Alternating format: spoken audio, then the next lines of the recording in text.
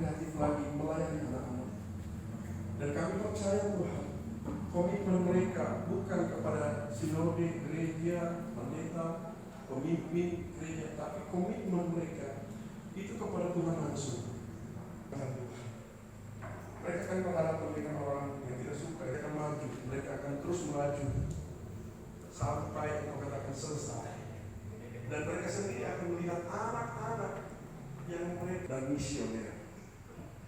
Mereka akan lihat bukti hasil dampak daripada apa yang mereka perjuangkan selama ini.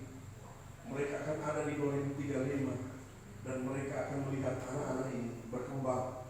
Anak-anak yang kecil ini menjadi anak dewasa, bukan saja pintar tapi memiliki kecerdasan, memiliki hikmat, memiliki mereka. Mungkin juga ada di antara mereka berpikir tadi sebelum kesini mau mundur dari pelayanan sekolah minggu karena berat. Tapi hari ini kuasamu, cinta kasihmu mencengkeram hati mereka. Hari ini cinta kasihmu menggendong setiap guru sekolah minggu bahwa engkau begitu berkenan kepada pelayanan mereka. Engkau begitu mengapresiasi pelayanan guru sekolah minggu. Engkau menganggap bahwa ini pelayanan yang sangat istimewa.